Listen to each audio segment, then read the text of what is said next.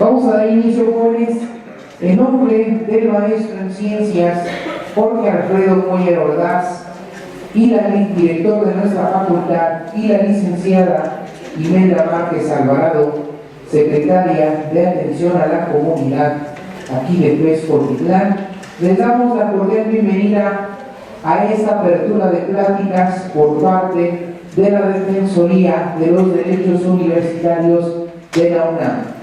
Tengo a bien a presentar a los integrantes de esta gran institución que el día de hoy nos acompañan. En primera instancia, a la licenciada Lourdes Segovia Engrande, abogada, asesora de la Defensoría de los Derechos Universitarios. Así como también parte de apoyo a Adolfo Rosaliano Serrano del Departamento de Informática de este departamento. Aplausos. Y como nuestro ponente, al doctor Daniel Márquez Gómez, defensor adjunto de la Defensoría de los Derechos Universitarios de la UNAM.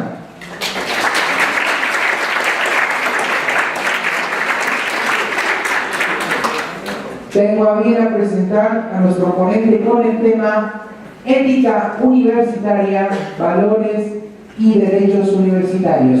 Bienvenido, doctor. Gracias. Muchas gracias, maestro. Y gracias a ustedes también por la asistencia. A veces hay temas como el de la ética, el de los valores universitarios, que no parecen ser muy populares entre los jóvenes.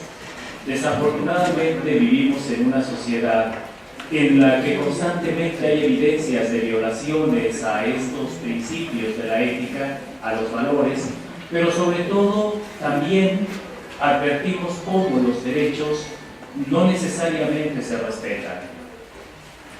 El defensor de los derechos universitarios, el doctor Alfredo Sánchez Castañeda, a través de mi conducto les envía un afectuoso saludo. Lamenta no haber estado aquí con ustedes para dialogar sobre lo que es la ética y los derechos universitarios, pero por otra parte también hace votos porque a partir de esta conferencia ustedes se interesen como universitarios en conocer el funcionamiento de estas instancias que hay en la universidad para protegerlos a ustedes en aquellos derechos que les otorga la legislación universitaria, pero además para que ustedes se sumen a esta gran cruzada nacional a favor de la vigencia de los derechos humanos en el país. Y bueno, sin más preámbulos, si ustedes no tienen inconveniente, vamos iniciando.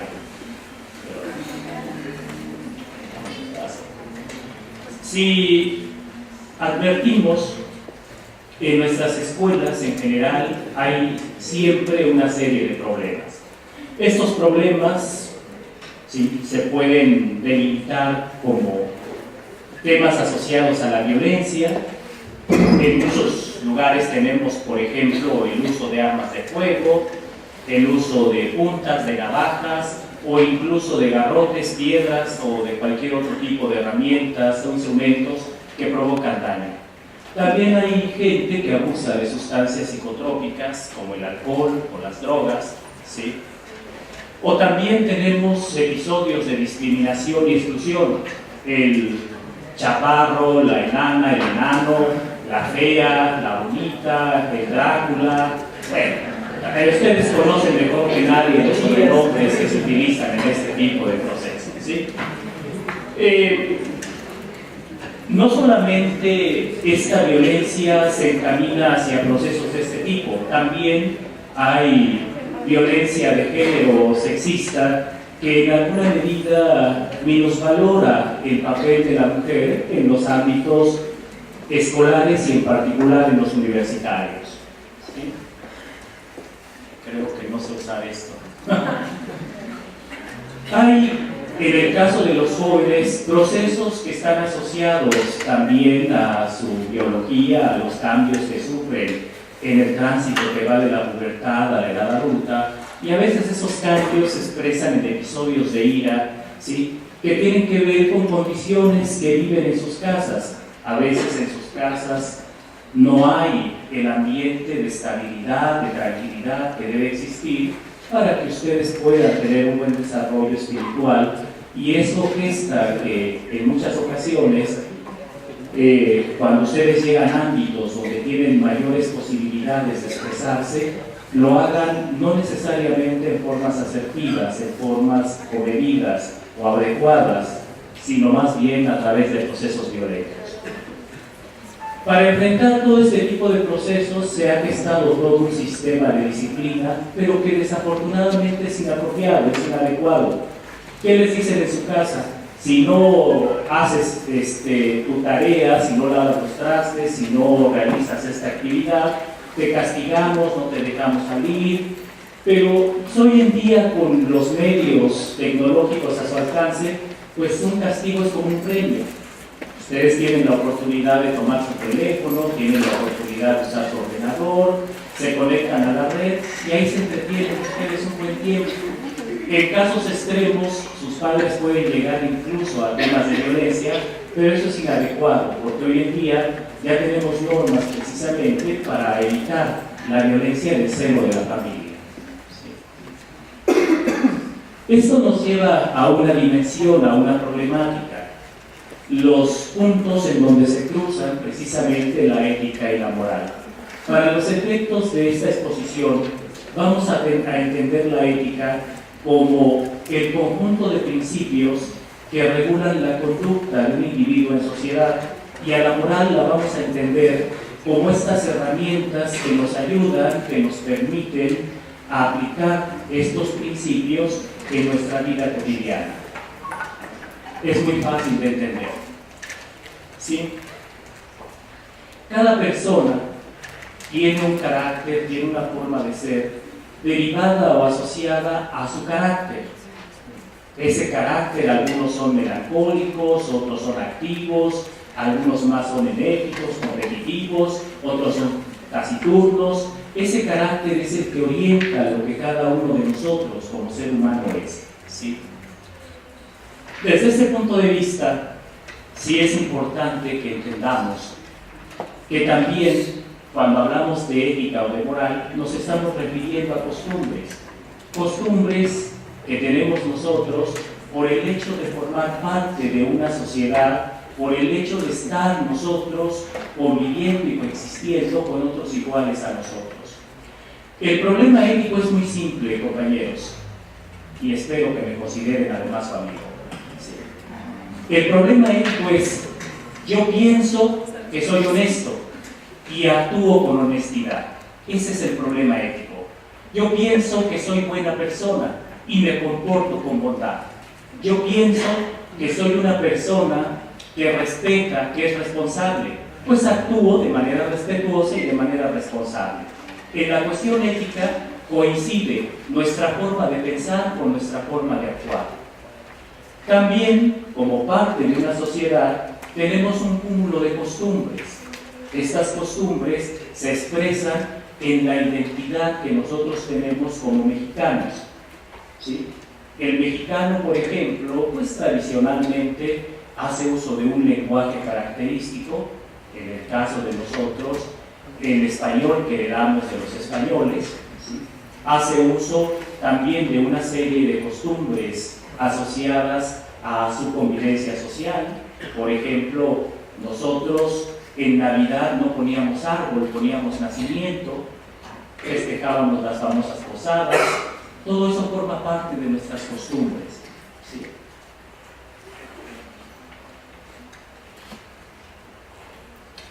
Entonces, ahí les estoy poniendo en esta laminita que la ética es una parte de la filosofía que estudia el obrar humano en cuanto a las normas y fines que determinan su rectitud.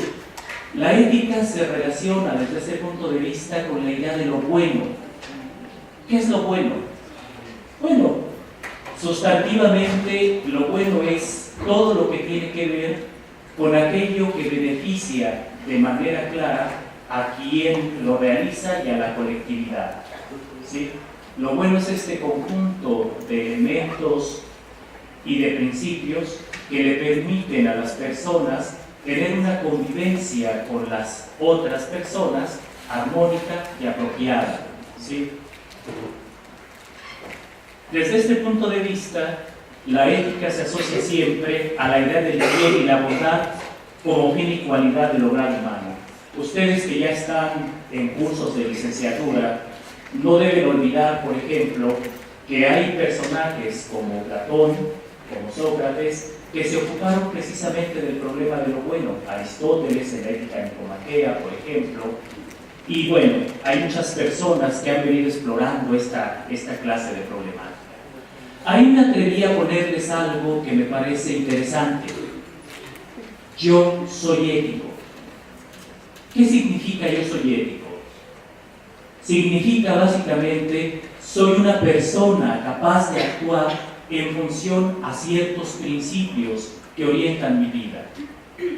Soy una persona que entiende que la bondad, la honestidad, la responsabilidad, la disciplina son parte sustantiva de un posible desarrollo que me lleve a ser la clase de ser humano que deseo ser, como hombre o como mujer.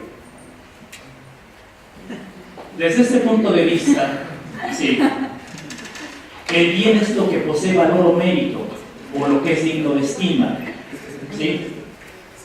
En la filosofía clásica se estima como eso. Para los axiólogos, el bien es el objetivo concreto, compuesto de ser y de valor. Vean qué interesante. Cuando yo les decía que la ética de alguna forma proyecta esta intencionalidad que hay entre lo que yo soy desde mi perspectiva propiamente mental y mi contexto corporal, ahí está plenamente dibujado. El ser, mi ontos y mi axios, mi valor, están unidos. Esa es la idea de bien, ¿sí? Por ejemplo, la bondad en un sentido inmediato se dice de esta acción humana, voluntaria, que se ajusta a las normas de su rectitud o moralidad, ¿sí? Por lo que en ese sentido se aplica a las personas que realizan habitualmente el bien. Y evidentemente que a nosotros nos queda claro esto al comprender algo. Todos los días estamos transitando desde nuestras casas hasta esta facultad de estudios superiores, Cuautitlán, para hacer un bien, el bien de estudiar, el bien de prepararnos, el bien de forjarnos, para que en el futuro nosotros contribuyamos precisamente al engrandecimiento de nuestro país y, ¿por qué no?, al bienestar de nuestra propia familia. Esto que hacen ustedes en su día a día es la evidencia de este compromiso que ustedes tienen con el bien. Según los estoicos, la libertad es la conciencia de la necesidad.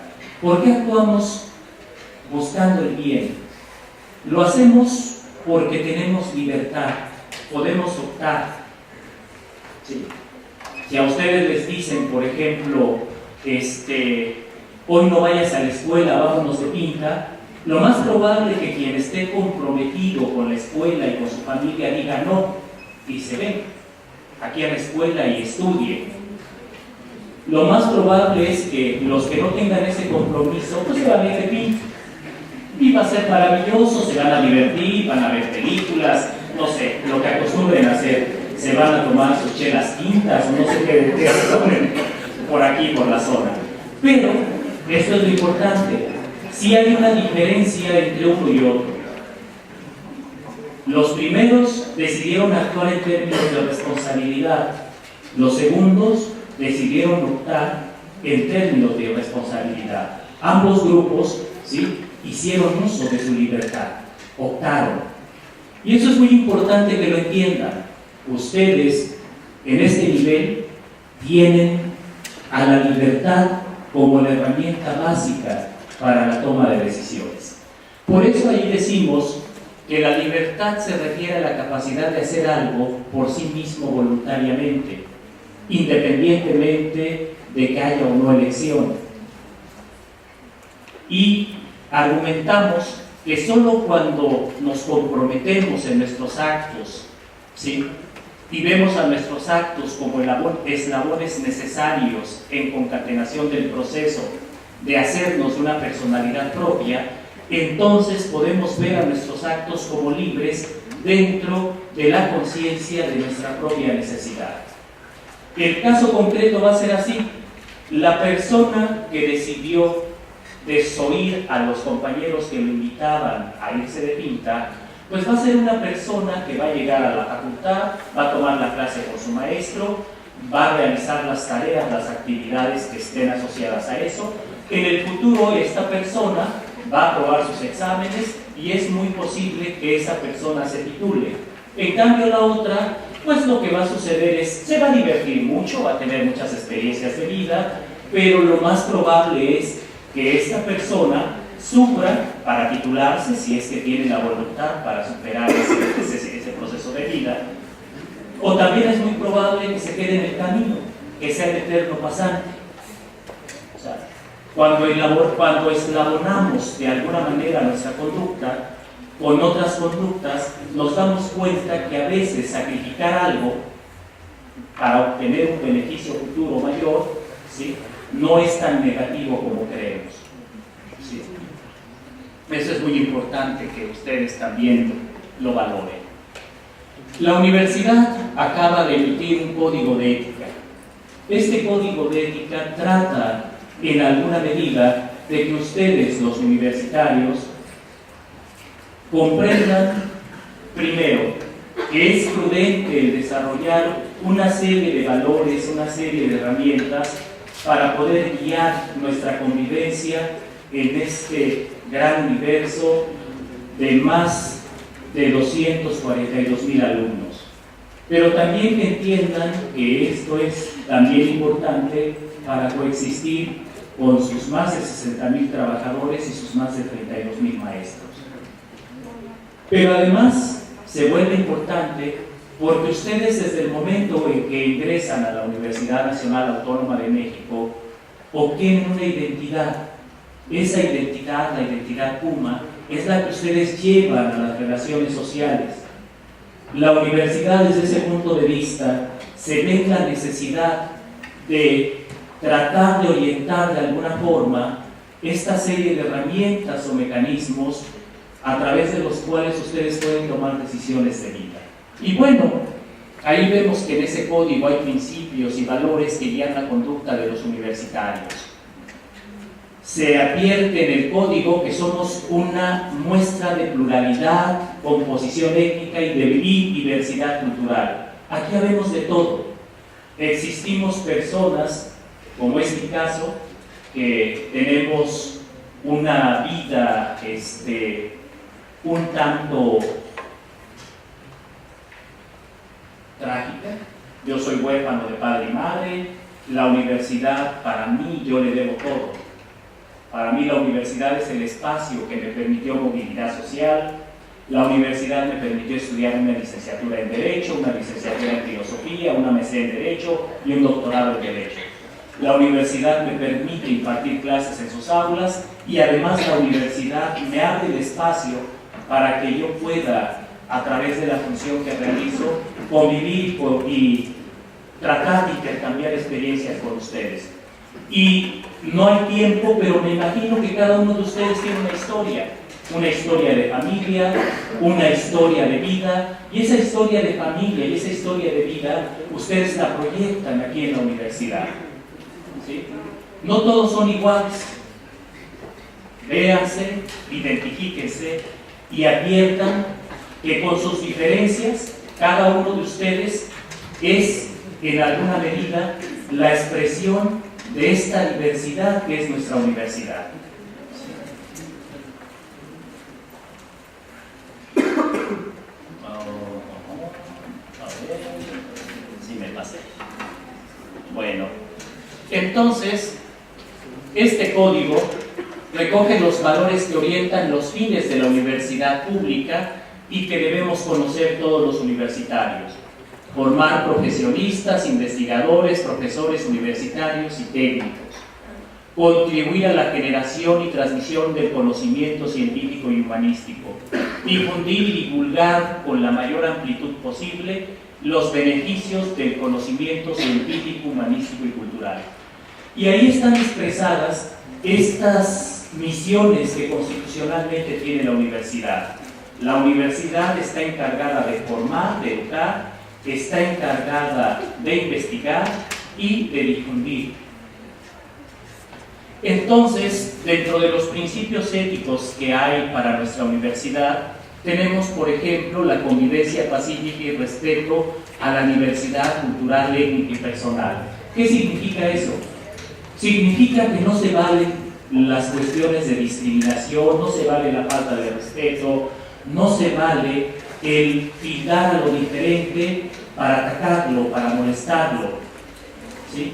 Significa que entendemos que en la universidad el diálogo y el respeto son las herramientas superiores de quienes hemos accedido a niveles de cultura, ¿sí?, que ha pagado nuestro pueblo.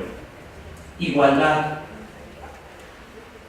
Esto es muy importante porque desafortunadamente hasta hace unos años, ustedes ya son parte de una generación diferente, sí se distinguía entre el niño, entre el joven, entre el hombre, la mujer, ¿sí? Había tantas estratificaciones sociales, por ejemplo, en la colonia, si ustedes recuerdan, criollo, peninsular, mestizo, carbujo, salta para atrás, etcétera, etcétera, que nos mostraban como una sociedad muy completa.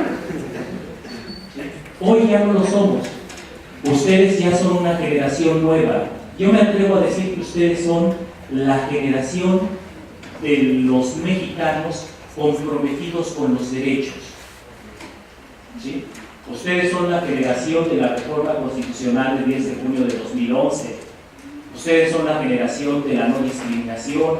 Ustedes son la generación de la conciencia de género, esa conciencia que ve a la mujer como igual. Ustedes son la generación del respeto. Espero, ojalá no les parezca esto un discurso vacío o palabras sin sentido. Porque, de verdad, si nosotros echamos a perder en este momento este país, yo esperaría que ustedes tuvieran la conciencia de las necesidades de transformarlo y que bueno, que cuando ustedes nos sustituyan en la toma de decisiones, que ustedes sí hagan las cosas bien. Esta violencia que nos inunda, que esta corrupción, que tantos problemas que tenemos, pues ojalá ustedes sí tengan la habilidad para ayudarnos a resolverlos. Y ya no por mí, por ustedes mismos, por sus hijos y por sus nietos. Yo en ese momento ya estaré muerto, ya tengo 53 años. Entonces, libertad de pensamiento y expresión, esta habilidad de que ustedes digan lo que quieran, lo que deseen y como lo deseen, respeto y tolerancia. Esto es tan importante y tan necesario en nuestra vida.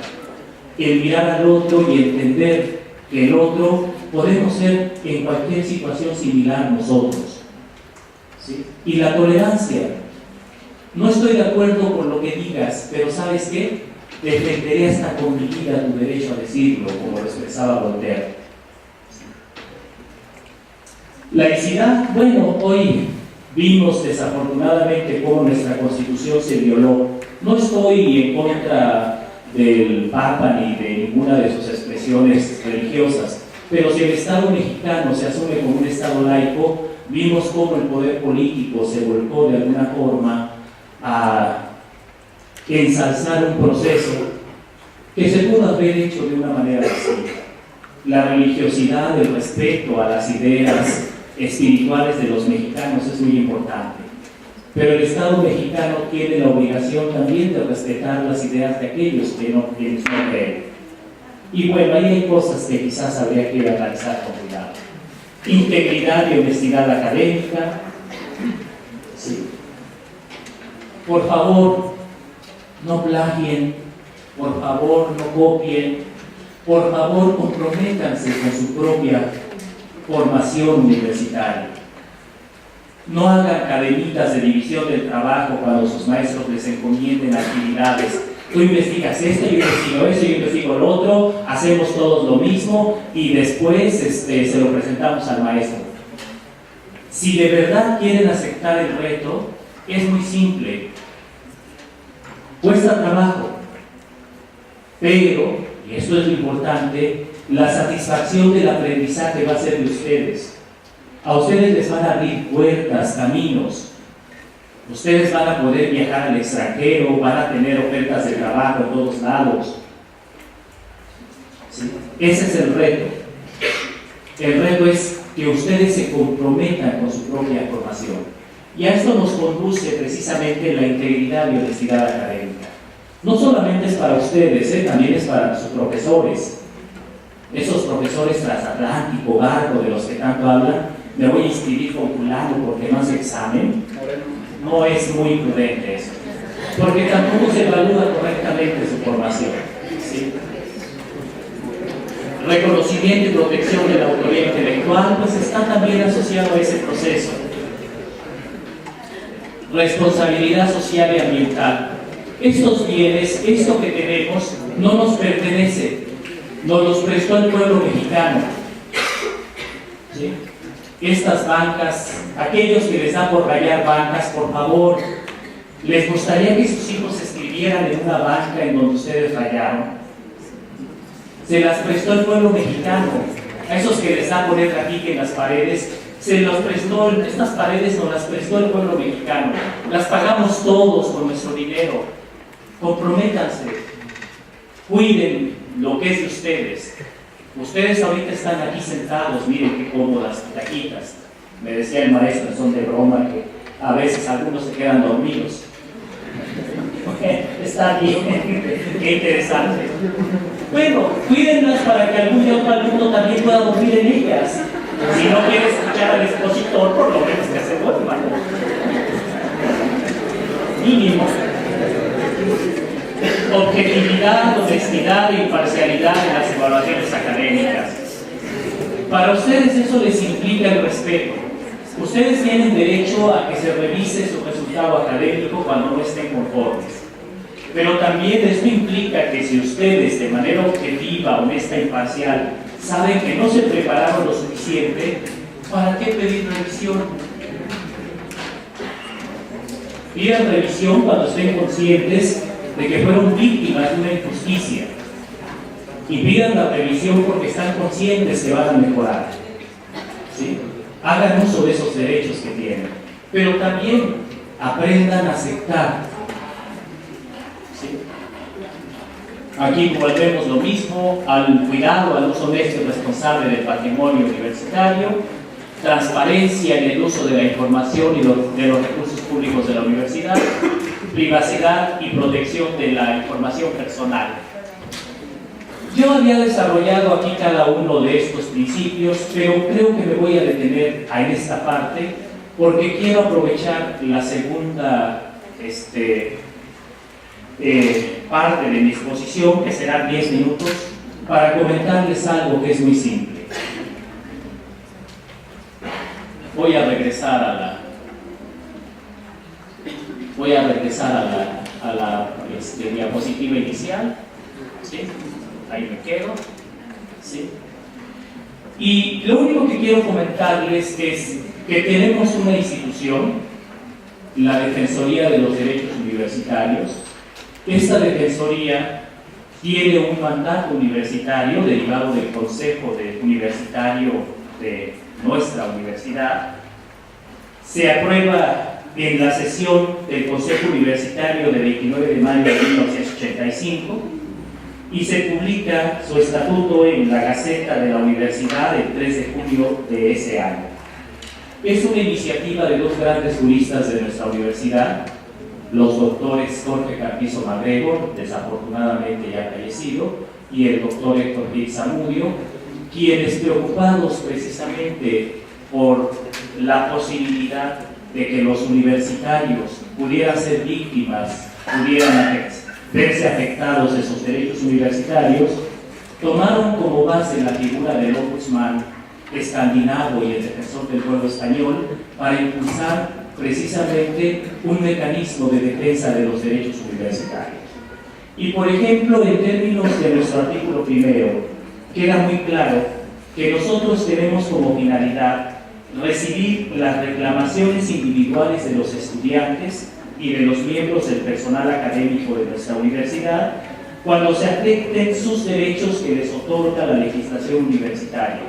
Todas las normas que hay en la universidad, desde el artículo 3º, fracción 7ª de la Constitución, la ley orgánica, el Estatuto General de la Universidad, todos los reglamentos, les dan a ustedes derechos. Esos derechos nosotros los protegemos. Ustedes pueden acudir con nosotros cuando consideren que se afectaron. Entonces, desde ese punto de vista, nosotros podemos realizar investigaciones, si ustedes no lo piden o de oficio, y proponer a las autoridades universitarias soluciones. La Defensoría se integra por el defensor, 2 defensores auxiliares y el personal de apoyo, nuestros compañeros que siempre están ahí para brindarles a ustedes el servicio que ustedes requieran y, por supuesto, otorgándoles la atención que merecen. ¿Sí? Algo que me parece importante es que nosotros conocemos de reclamaciones, quejas, inconformidades o denuncias que realizan ustedes, los estudiantes, profesores, investigadores y técnicos académicos, cuando alegan infracciones a la violación de sus derechos individuales por actos o resoluciones u omisiones contrarios a la legislación universitaria, siempre y cuando sean irrazonables, injustos, inadecuados o erróneos, o se dejen sin respuesta sus peticiones. ¿Qué quiere decir esto? Que siempre que ustedes sufran alguna afectación en sus derechos por parte de alguna autoridad universitaria y ustedes sientan que eso es irrazonable, injusto, inadecuado, equivocado, pueden acudir con nosotros y nosotros con gusto los vamos a apoyar. ¿Sí? Ahora, sí es importante que ustedes entiendan algo, que como todos los órganos de autoridad tenemos límites, y los límites a la autoridad de la Defensoría son los asuntos relacionados con derechos de carácter colectivo, los de naturaleza laboral, resoluciones disciplinarias, evaluaciones académicas de profesores, comisiones dictaminadoras o consejos internos o técnicos, así como en general aquellas violaciones que puedan impugnarse por vías establecidas por la legislación universitaria. Por ejemplo, nosotros tenemos el Tribunal Universitario. El Tribunal Universitario dicta resoluciones disciplinarias que se pueden impugnar ante la Comisión de Honor. ¿Sí? Entonces es muy importante que ustedes entiendan que hay cierto tipo de cosas que no podemos realizar. Esto es muy importante porque cuando ustedes acudan a la Defensoría tratando de que nosotros los apoyemos a hacer efectivos sus derechos, tengan en cuenta nuestros límites para que no suceda algo. En la Defensoría no queremos generar expectativas innecesarias. No queremos que ustedes vayan esperando que nosotros resolvamos un problema y después ustedes salgan decepcionados porque no pudimos ayudarlos. Lo que deseamos es que ustedes se lleven la mejor experiencia posible en la Defensoría. Y esa mejor experiencia posible es que cuando ustedes lleguen preocupados porque se les afectó, se les violó un derecho que les otorga la legislación universitaria, que los apoyemos, que los ayudemos y que ustedes salgan convencidos de que la universidad sí cuenta con las herramientas para que ustedes puedan plantear todas aquellas cuestiones que les afecten, ¿sí? Y que, por supuesto, encuentren soluciones. Hay un procedimiento, ¿sí? Ustedes deben presentar por escrito, hay formatos específicos para ello. Les hacemos una entrevista personal. Si es necesario canalizarlos a otra autoridad, lo hacemos. Los anónimos, perdónenos, no les hacemos caso. Desafortunadamente hay personas que no hacen uso del valor civil y quieren aprovecharse de instancias de este tipo, acudiendo a ellas no de manera personal, sino a través de anónimos. Si alguien cree que dañando la reputación de una persona con un anónimo va a obligar a que la autoridad universitaria haga algo que no es correcto, pues no lo hagan, por favor. ¿Sí? Llevamos registro de los asuntos que nos plantean, evitamos formulismos innecesarios. ¿Qué quiere decir esto? Tratamos de atenderlos de la manera más llana, más simple posible. Intentamos que ustedes nos entiendan e intentamos entenderlos a ustedes. Hacemos desde este punto de vista lo necesario para que ustedes, insisto, estén cómodos, para que ustedes se sientan con la libertad, para que se sientan también con la confianza de decir lo que ustedes crean prudente. Cuando recibimos una queja, se la comunicamos a la persona a la que se le atribuye la conducta lesiva, ¿sí? Entramos en contacto directo con ellos y tratamos de evitar cualquier dilación para resolver la ronda. Además, tomamos las medidas para protegerlos, para evitar que se les siga afectando su derecho universitario. Hacemos un análisis, ¿sí? Tenemos acceso a toda la información que se requiera para dar una mejor decisión. Y una vez que concluimos con esto, emitimos una recomendación fundada en donde precisamos las violaciones que hubo a sus derechos humanos y lo que la autoridad universitaria debe realizar para restituirlos a ustedes en el goce de ese derecho.